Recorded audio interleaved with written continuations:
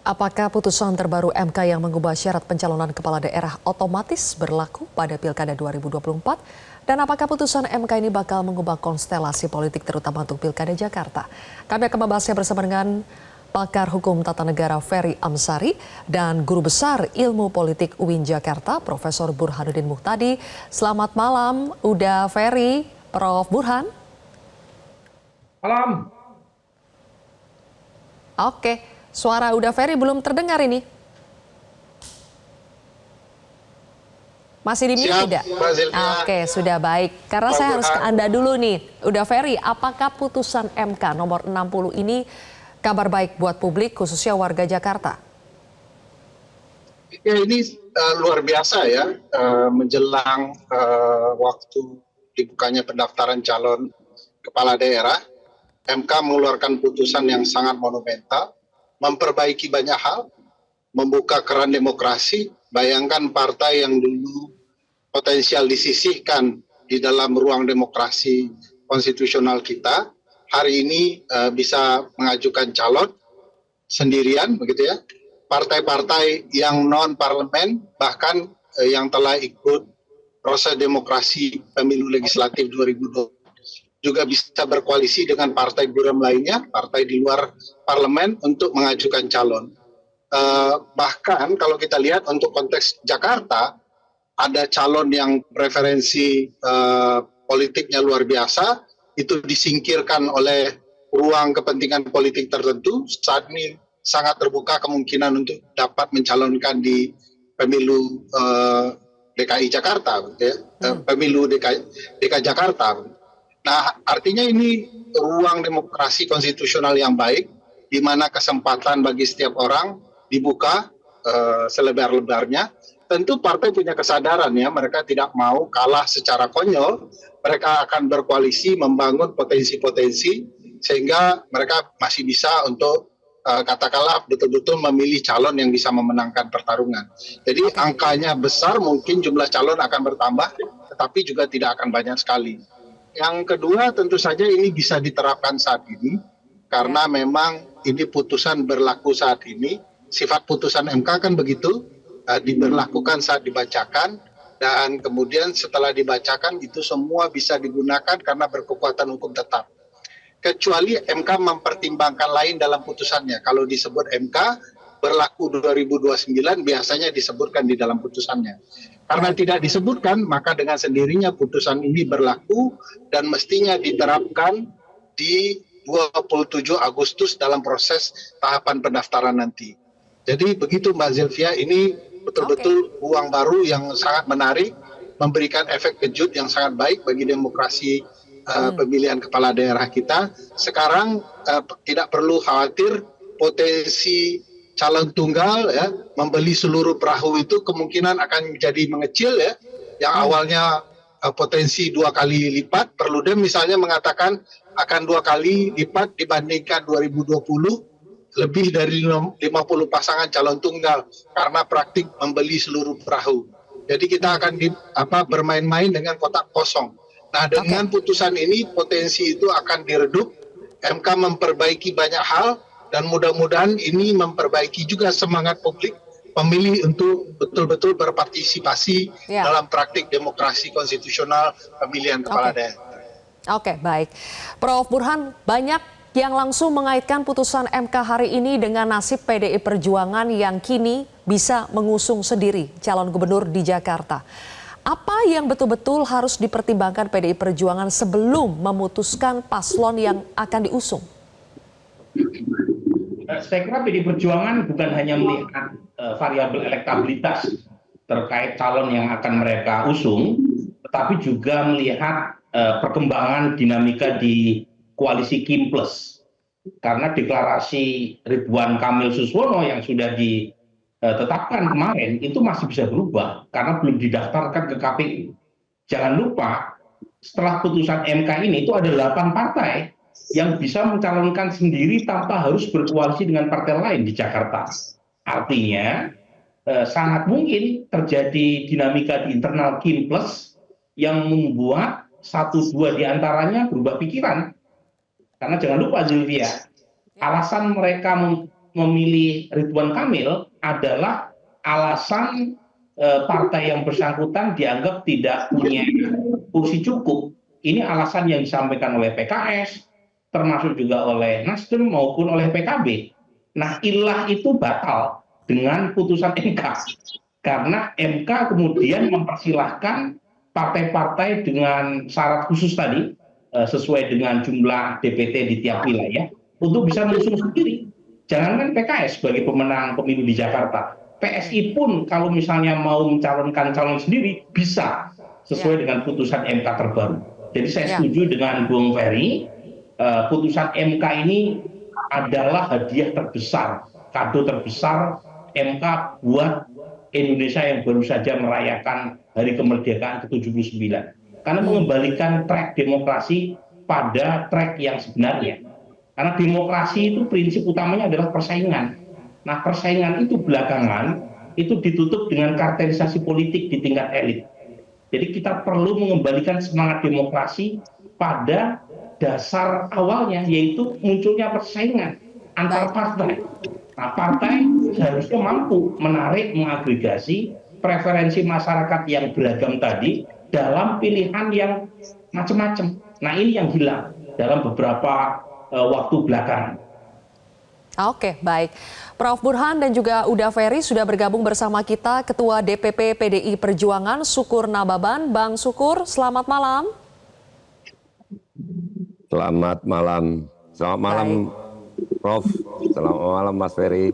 Oke, Bang Syukur, yang kami ketahui DPP PDI Perjuangan langsung menggelar rapat ya untuk merespons putusan MK hari ini. Apakah sudah ada putusan terutama untuk wilayah Jakarta? Apakah sudah diputuskan siapa yang akan diusung oleh PDI Perjuangan?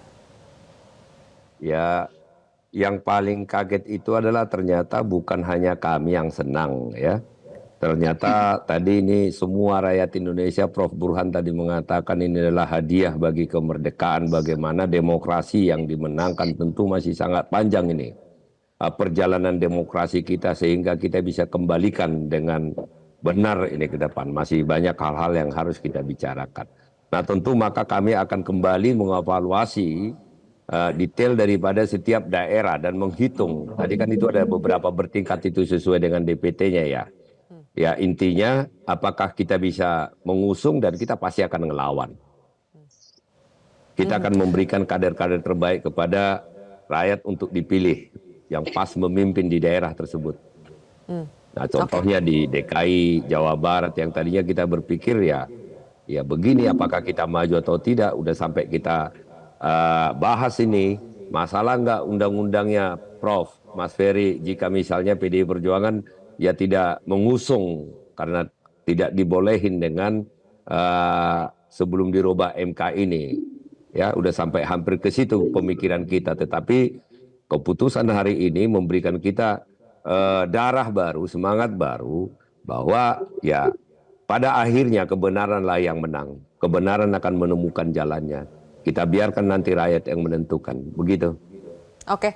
Bang Syukur, apakah sudah diputuskan, terutama Jakarta ya, sudah mengerucut belum paslon yang akan diusung siapa? Kita belum sampai ke sana, tetapi intinya kita sudah tahu bahwa kita bisa maju dengan keputusan MK, maka ini nanti kita akan lihat siapa kader-kader terbaik, siapa anak-anak bangsa terbaik. Ya, tanpa kontestasi ada hal-hal lain untuk kita bisa usung atau kita berikan kepada rakyat untuk dipilih. Baik, oke, baik. Kembali ke Uda Ferry. Uda Ferry, ada yang menerjemahkan dengan putusan MK nomor 60 ini, maka parpol bisa mengusung calon gubernur meski tidak punya kursi DPRD. Apakah hal ini benar atau tidak sepenuhnya benar, Uda Ferry? Ya, benar dan tidak sepenuhnya benar ya. Partai non-parlemen bisa mengajukan calon sepanjang memenuhi syarat yang ditentukan Mahkamah Konstitusi.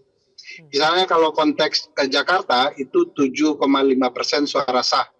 Maka kalau ada koalisi partai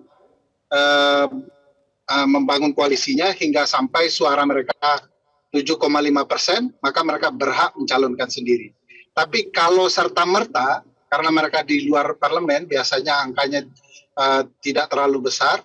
Kalau tidak sampai 7,5% ya pasti tidak bisa. Nah, ini memang perlu disimak putusan ini baik-baik. Saya pikir kita semua sudah membaca dan tidak perlu khawatir. Ini putusan itu sangat jelas, terang benderang bahwa batasan-batasan tertentu. Tadi sudah diukur bahwa kalau suatu daerah provinsi yang penduduknya 2 jutaan, mereka kemudian punya ambang batas 8,5% kalau saya tidak salah. Sementara Jakarta yang penduduknya ada di kisaran 6 juta hingga 12 juta berada di ambang batas 7,5% suara sah. Jadi ambang batasnya suara sah. Sehingga partai-partai non-parlemen yang ikut pemilu legislatif 2024, ini catatannya lagi, ikut pemilu legislatif 2024, yang kalau dikumpulkan suara sahnya secara koalisi, maka dengan sendirinya dia berhak kemudian mengajukan diri, mengajukan calon gubernur, dan berhak kemudian calonnya bertarung di Pilkada 2024. Itu batasannya Mbak Zilvia, lebih dari itu tidak ada. Semua sama, partai-partai yang ada di parlemen pun yang seperti dialami oleh teman-teman PDIP dibiarkan sendiri. Saat ini suara sah PDIP itu adalah 14%. Dengan sendirinya tanpa ada bantuan dari teman partai lain, PDIP juga bisa mencalonkan sendiri calon gubernur. Oke.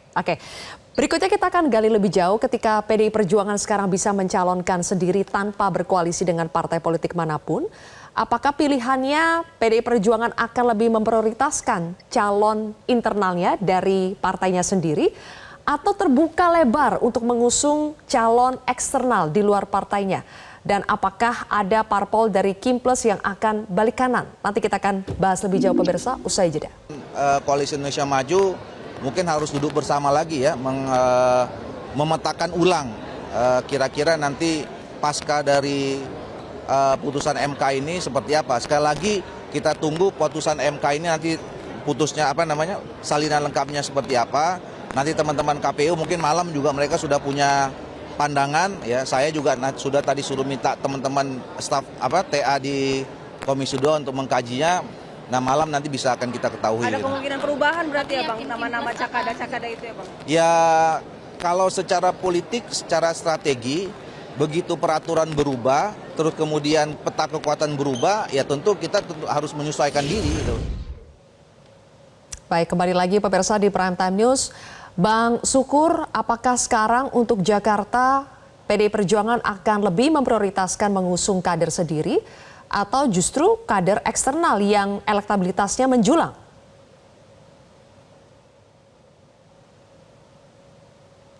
Tentu saja kan pilkada itu adalah memberikan anak bangsa yang terbaik. Nah, tetapi kami punya alat ukur ya, ideologi dan macam-macam. Jadi PDI Perjuangan itu kan tidak selamanya alat ukurnya itu survei. Ya, kalau alat ukurnya survei kan yang sekarang ini tidak akan pernah ada.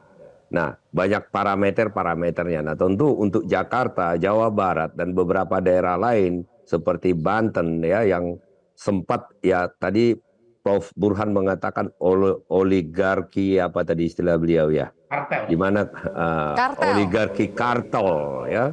Nah, oligarki kekuasaan ya yang sudah diatur-atur, rakyat tidak punya pilihan. Nah, ternyata dengan hadiah kemerdekaan kita yang dibuat oleh Mahkamah Konstitusi pada hari ini adalah bahagian sejarah bahwa ya demokrasi itu belum mati di Republik ini. Dan masih banyak anak-anak bangsa yang tidak takut diintimidasi, itu yang paling penting. Nah, terkait dengan beberapa daerah yang sempat kami tidak punya harapan untuk maju, nah tentu kami akan melihat nanti siapa anak-anak bangsa termasuk kader kami atau eksternal yang paling pas kami usung atau kami calonkan di beberapa daerah seperti Banten, Jawa Barat, dan DKI Jakarta. Oke. Prof. Burhan, langsung saja, apakah dengan demikian kartu Anies yang semula dikira sudah mati begitu ya, apakah dengan putusan MK ini hidup lagi? Iya betul, ini game on ya. Karena tadi seperti yang disampaikan oleh Bang Syukur, PDI Perjuangan sudah hampir frustasi deh berkaitan dengan pencalonan terutama di Jakarta dan beberapa tempat di mana PD Perjuangan dikunci ya, di single out, di pojok. Nah, menurut saya ini satu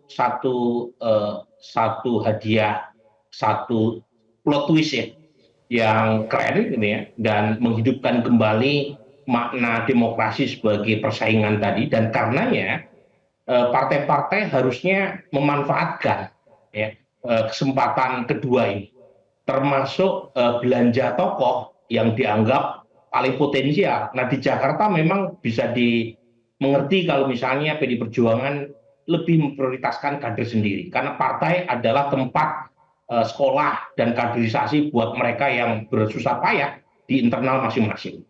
Tetapi kalau misalnya PD Perjuangan melirik nama lain, saya kira juga tidak salah. Anies misalnya. Tetapi kalau misalnya Anies mau masuk PD Perjuangan, mungkin lebih mudah buat PD Perjuangan untuk mengambil keputusan. Tapi lagi-lagi kesempatan buat Anies maju di Jakarta, saya kira tidak hanya melalui PD Perjuangan. Bisa saja ada 1-2 partai di Kim Plus yang masuk angin gara-gara keputusan terbaru oleh MK. Jadi lagi-lagi dinamika seminggu ke depan sangat memungkinkan apapun bisa terjadi, Zilvia, termasuk di beberapa tempat. Tadi elit PKB misalnya menyebut di Jawa Tengah kemungkinan mereka menyusung Gus Yusuf, kader mereka sendiri. Karena PKB selain suaranya cukup besar di Jawa Tengah, mereka punya kader lokal yang cukup mumpuni. Artinya munculnya calon yang awalnya di kerangkeng atau dikerucutkan hanya pada 1-2 nama itu menjadi berantakan. Nah, skenario-skenario elit semacam ini diruntuhkan oleh putusan MK yang menurut saya mengakomodasi kepentingan publik yang lebih luas. Oke, baik. Per hari ini Prof. Burhan, kita lihat kan pasangan RK Suswono ya sudah didukung oleh 12 parpol. Kalau PDI Perjuangan ingin memberikan perlawanan yang sengit untuk Pilkada Jakarta, apakah parameternya betul-betul harus melihat elektabilitas siapa yang paling tinggi saat ini untuk bisa memberikan perlawanan terhadap pasangan yang per hari ini diusung 12 parpol? Memang kalau Anies yang diajukan oleh PD Perjuangan, ada beberapa constraint yang dihadapi. Yang pertama, basis Anies sebagian sudah tergerogoti oleh PKS yang pindah ke lain hati ya. Karena bagaimanapun ada overlap tuh antara basis konstituen PKS dengan pendukung Anies. Dan sedikit banyak karena ada doktrin PKS yang sangat terkenal tuh, namanya taat kepada kiadah. Sedikit banyak basis Anies bisa pindah ke Ridwan Kamil Suswono. Apalagi Suswono adalah elit PKS yang kita tahu pernah menjadi Menteri Pertanian zaman PSB. Yang kedua, Anies bagaimanapun punya jarak ideologis dengan PD Perjuangan, dan itu punya PR buat PD Perjuangan untuk meyakinkan akar rumputnya untuk memilih Anies. Kecuali lagi-lagi Anies masuk ke PD Perjuangan. Jadi ini memang constraint yang dihadapi oleh PD Perjuangan. Tetapi kader internal PD Perjuangan itu tidak ada yang setinggi Anies elektabilitas per hari ini ya. Sebelum Ridwan Kamil dan Suswono dideklarasikan kemarin. Karena kita belum punya survei terbaru. Tapi kalau misalnya dicari kader yang paling mendekati Anies, Ahok. Cuma masalahnya kan Ahok masih punya luka masa lalu ya, berkaitan dengan isu abad pertengahan tahun 2016 ya, yang membuat Ahok gagal ya jadi gubernur. Jadi lagi-lagi ini akan sangat diperhitungkan oleh PD Perjuangan. Belum lagi ya internal Kim Plus, saya kira akan sangat pusing 7 keliling ya menghadapi putusan MK. Karena bagaimanapun tidak mudah menyatukan kepentingan 12 partai yang berbeda-beda di saat 8 diantaranya bisa maju sendiri tanpa harus komit pada keputusan sebelumnya. Nah, dinamika semacam ini saya kira yang akan kita tunggu ya, minimal sampai 29 sebelum pendaftaran ditutup. Baik. Terakhir, Uda Ferry, berarti kata Anda dan banyak pakar sudah mengatakan bahwa putusan MK ini langsung berlaku untuk pilkada saat ini juga 2024. Artinya kan KPU harus segera mengubah PKPU ya, Uda Ferry ya. Perlu lagi tidak berkonsultasi ke DPR atau pemerintah begitu? Ya, kalau mau coba ambil contoh ya, problematika soal ganti PKPU ini kan problematika yang juga dihadapi dan diperdebatkan waktu Pilpres kemarin. Jawabannya juga sudah dijawab oleh MK dan di dalam persidangan MK itu sendiri, bahwa putusan MK itu dapat segera berlaku dan dapat dipatuhi secara teknis oleh KPU sebagai penyelenggara. Tapi jika KPU ingin melakukan upaya perubahan PKPU, ya juga dipersilahkan, tapi tidak boleh mengganggu proses dan tahapan yang sudah ditetapkan. Jadi jangan timbul upaya KPU untuk mencoba merusak atau mencegah atau setidak-tidaknya lalai sehingga menimbulkan kerugian bagi banyak pihak, karena putusan MK itu sudah wajib dipatuhi. Saya ingat betul perdebatannya sudah kurang lebih mengatakan bahwa ketika putusan MK sudah mengubah kehendak undang-undang yang makna itu adalah kehendak konstitusi, maka semuanya wajib dilaksanakan, PKPU wajib menyesuaikan. Kalaupun hendak kemudian berkonsultasi dengan komisi tertentu di DPR, komisi 2 biasanya, ya silakan saja, tetapi kan tidak boleh kemudian merusak proses penyelenggaraan tahapan yang berlangsung dalam waktu dekat ini. Baik. Begitu. Oke, kalau begitu. Terima kasih atas waktunya Bang Sukur, Prof. Burhan dan juga Uda Ferry. Terima kasih sudah bergabung dalam diskusi di Prime Time News hari ini.